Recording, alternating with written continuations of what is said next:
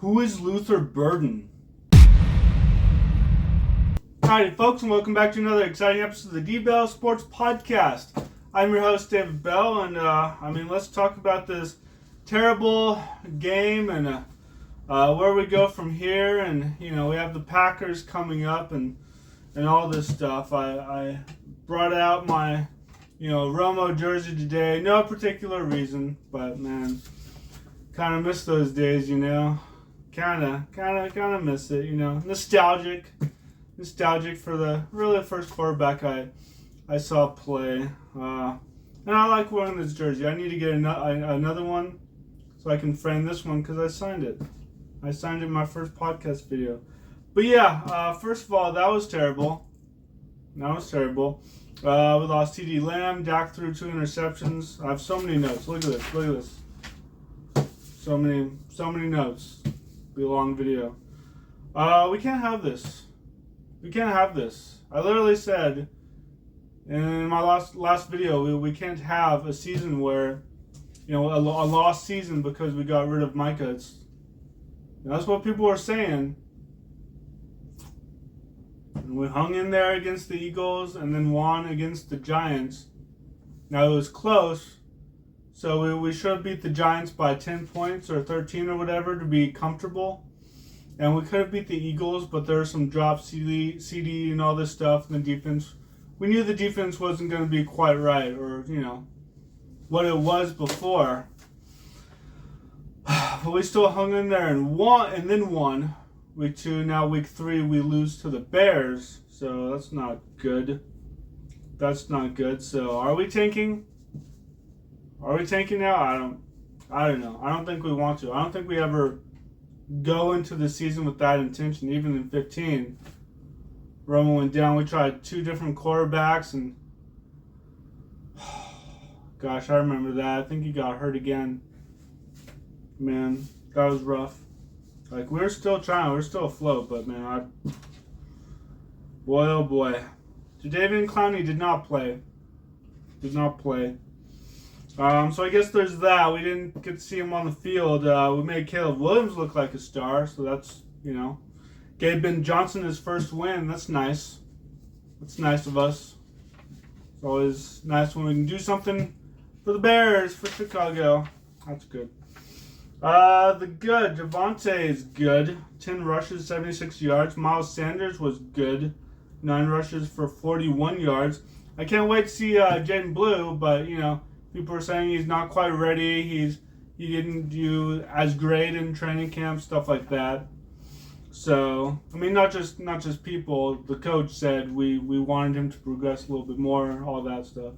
So we haven't seen him play yet, but at least the running game is good, and we're looking forward to something in the running game eventually. He's a Texas guy who's born in Houston, went to high school in Harris County, went to UT, so just a few hours away, and now plays for the Cowboys. So, we are looking forward. I'm looking forward to seeing him play. 730 yards last year for UT, 8 rushing touchdowns, 6 receiving touchdowns, 368 yards. I've repeated these stats when talking about him. That was last year. So, yeah, I want to see him play. I want to see what he can do. He definitely shared reps with other running backs at UT. So I wouldn't imagine he would be an RB1, but man, that's possible. I mentioned that he could be, but we got him in the 5th, so let's see if we can put him in the rotation.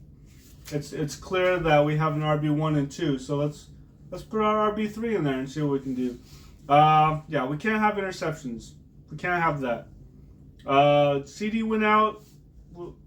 And then we can't have this where our best player goes out and then we're doomed. Is our whole offense relying on CeeDee Lamb? Because we got George Pickens for a reason. And Dak was looking pretty good, but we can't have these interceptions. And we knew, hey, Dak, you have to carry the offense, so good luck. We got you George Pickens. We're gonna remove Micah Parsons. That makes your job harder because you might have to get more points and stuff. But we're going to make it a little easier giving you George Pickens. So, big give and take there. As a reminder, CD had 1,749 yards and 12 touchdowns in 2023.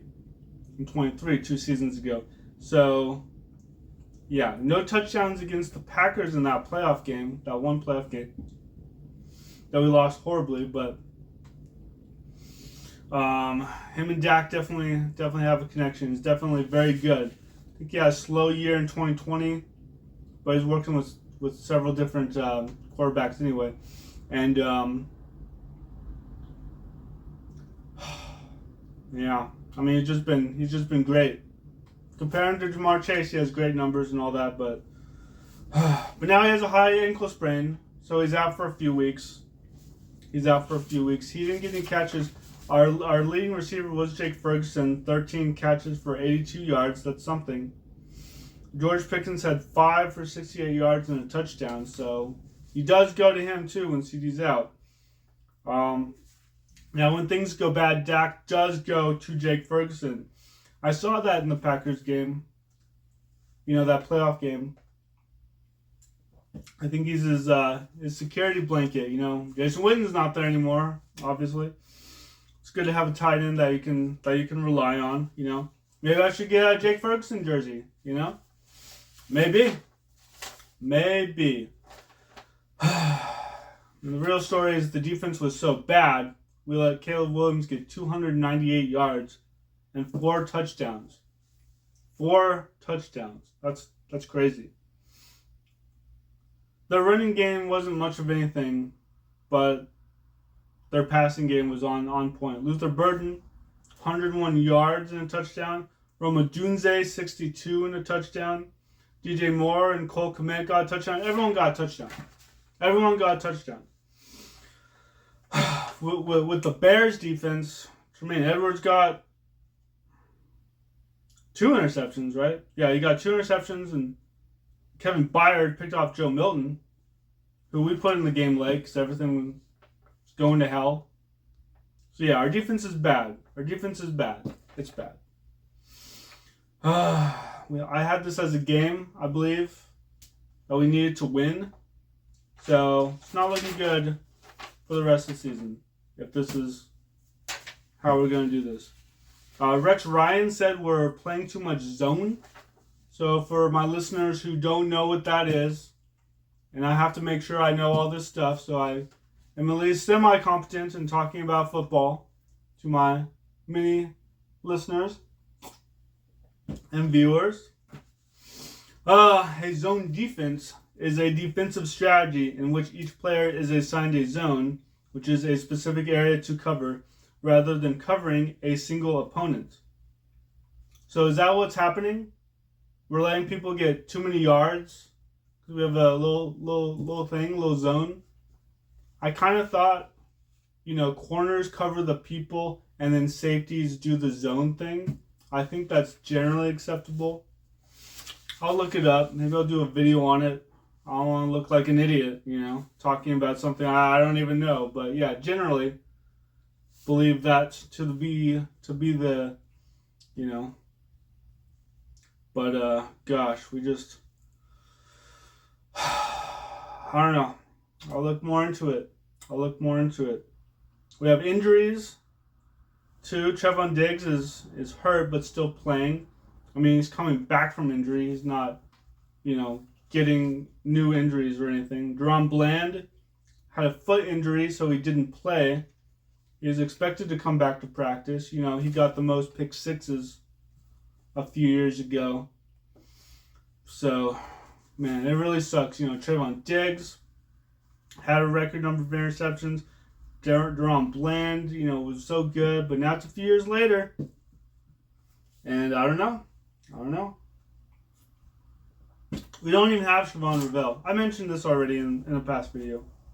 Like 2 videos ago. I don't need to go into that again, but, Apparently, I saw this. We allowed more completions and passing touchdowns of 25 yards or more through 3 games in the past 25 years. Or 45 years. So that's great. Now, Trevon Diggs last week said it was a communication issue. This week, he said it was an execution issue. So there was a snowball effect. We not as effective at the beginning, then it just kind of snowballed. Caleb Williams was not sacked. He was not sacked for the first time in his NFL career. So obviously, we're having a tough time replacing Micah Parsons, seeing who could step into his shoes. No one can. I mean, he's a great player. You need like 3 or 4 people to have his production. He's a fantastic player. He was elite. That's why we got 2 first rounds for him. Could have gotten more, people say, but that's what we got. The Lions sacked him 4 times. The Vikings sacked him twice. So yeah, he gets sacked. We made their O-line look good because we couldn't do anything. But that's not Trevon Diggs' department. That's not Deron Bland's department, who he didn't play. Anyway, he was out. So that's the defensive line. James Houston, Marshawn Nealon, Donovan Ezeraku, who had a 0% pass rush win rate. It's not good.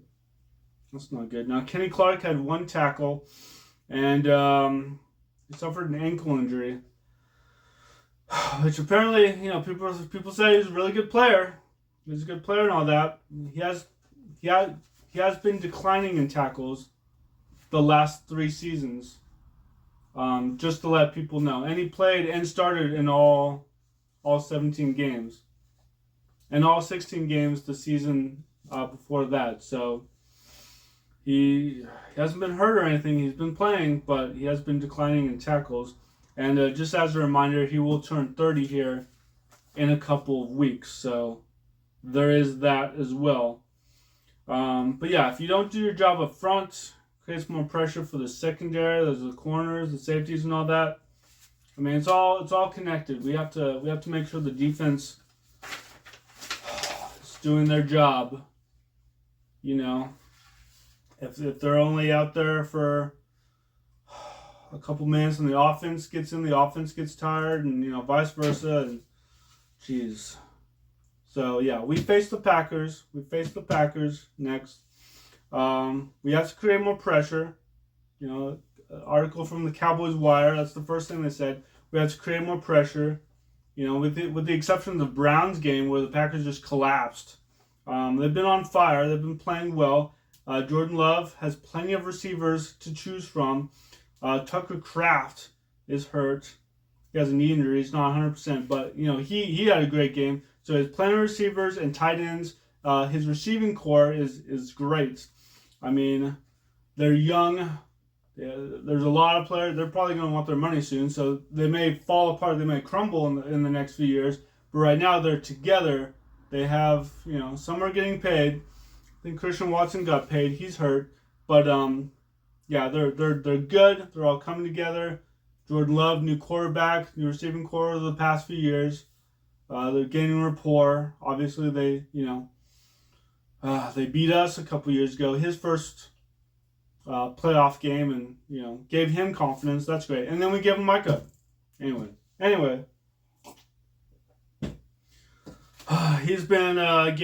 Jordan Love has been getting 188 yards, 292 yards, 183 yards. So yeah, we have to put pressure on. We can't give up these big plays. We can't give up the big plays because they'll take advantage. If we can't even sack him, he'll definitely take advantage. If he has time to do whatever he wants, 5-6 seconds, he's going to find an open receiver. Just chunk him the ball. Just throw him the ball. He has plenty to choose from. They're all really good. Any one of them can take over a game. Tucker Kraft had over 100 yards.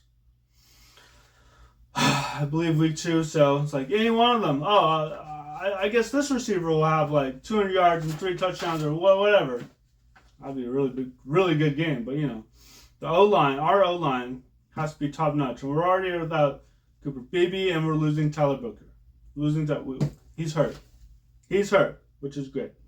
And Micah is going to try to sack Dak like 10 times. It's a revenge game for him. It's like, man, I was tired of Jerry. I want to be on a winning team. I'm going to show them what they missed. And they were chanting, Packers were chanting, "Thank you, Jerry," or something like that, right? That first game, that second game, whatever. He made the defense better with the defensive coach in his second year who has been to the playoffs. I've said this before. He came from college. Now he's having huge success in the NFL. And he just gave him a huge weapon. Whatever. Gosh. He wants to be on a winning team. He's 2-1. And he wants to be 3-1. Micah does. And he'll say, oh, this was a great decision and all that. Because we'll be 3-1 and he wants to beat his old team. Beat 3-1. It's great. This is great. I mean, without CD, it's gonna be pretty tough. It's gonna be pretty tough. We have to find a way to win. We have to do something. I mean, if they don't find a way to beat the Packers, we fall to 1-3, and that's quite a hole to climb out of. It was pretty rough in the beginning of the 24 season. You know, we lost the Saints and all this stuff. I think we beat up on the Browns and lost the Saints. It was already looking pretty rough with Micah, with a fresh team. In the first few weeks, it was like, it's kind of up and down. But now it's like, I don't know. I'm not even thinking about the playoffs. I'm not even thinking about that. We have to right the ship. I don't want to have a lost season. If this is a lost season and we lose out, it's terrible. Dak's not getting any younger. We have to put the team around him that can compete. So, I don't know. Well, we'll see what happens. If we lose to the Packers, boy, I don't know what's going to happen. Anyway, thank you, my Patreon members. All my subscribers. Picked up another one just the other day. Thank you so much for watching and listening to my rants. We have to get it done. We have to have hope. We'll see what happens. We got to right the ship. But, yeah. See what happens. Let's go beat the Packers. Let's go beat the Packers and have a good season. But anyway, thanks so much for listening. And, of course, go Cowboys.